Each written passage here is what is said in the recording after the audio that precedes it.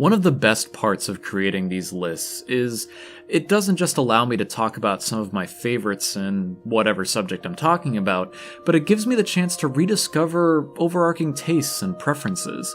Patterns and trends start to emerge, and I end up having a bit more understanding of the kinds of things I enjoy and make me happy. This has been especially apparent for this topic, where I was a bit hesitant in picking it. Did I have enough to talk about? Would I be passionate enough about the subject?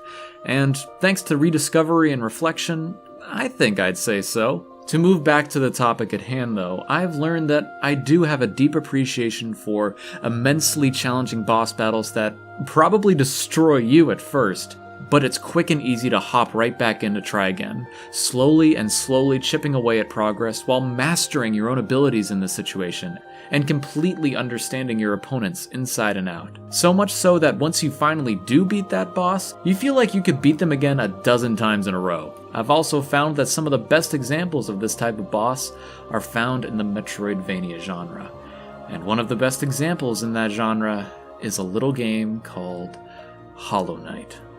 I'm unfortunately only privy at the moment to discuss a brief slice of this adventure, but you should know that this game is a masterpiece, every element fine-tuned to near Metroidvania perfection, and one of the most memorable aspects of that perfection is Hollow Knight's boss battles.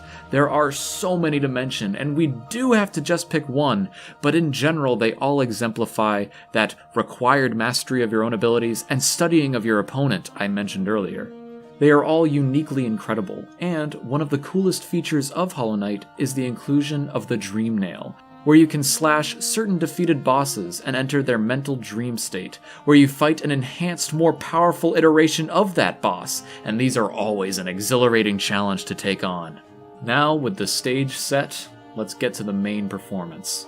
The boss that we will be discussing, and my personal favorite boss of all time, is not actually in the Hollow Knight base game, but rather in a free content expansion, the Grimm Troupe. The titular troupe is introduced as a traveling circus group with some dark mystery under the surface. Their leader, Grimm, asks you to aid in a ritual of theirs. We learn that the troupe is enslaved by the Nightmare's heart and requires a ritual to be performed in service to it.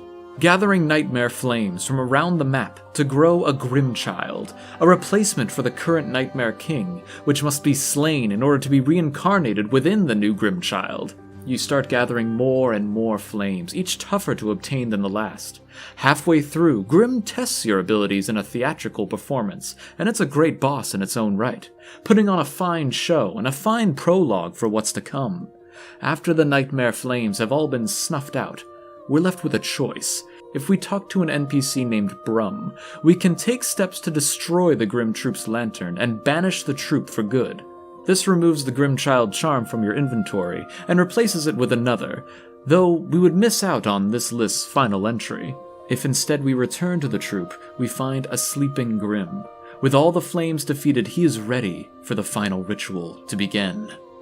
Whip out the Dream Nail and enter the lair of the Nightmare Heart, the eldritch entity imprisoning the troupe. Walk through the ambient, gloomy hallway until the heart and its surroundings reveal itself, and out from the nest appears the one, the only. What follows is my favorite boss fight of all time, an insane gauntlet of everything that makes Hollow Knight great.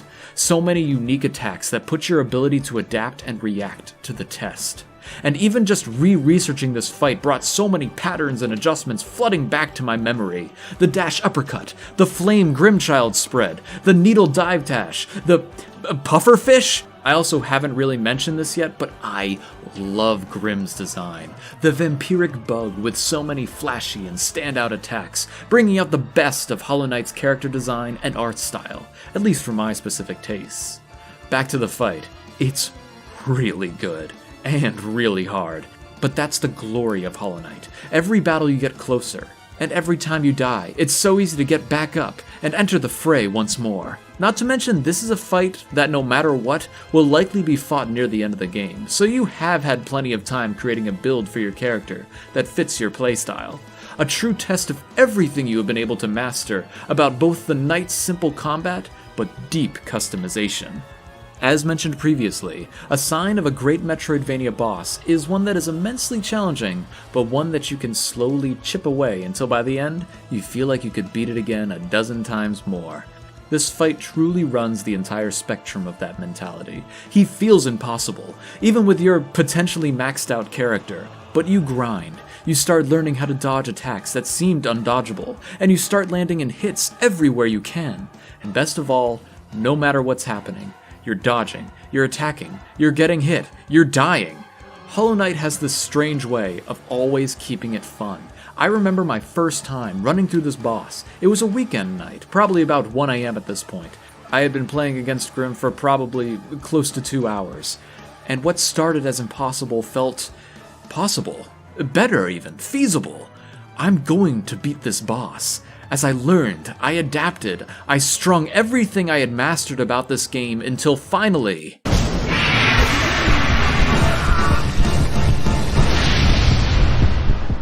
All I could think afterward was, that was the greatest boss I had ever fought.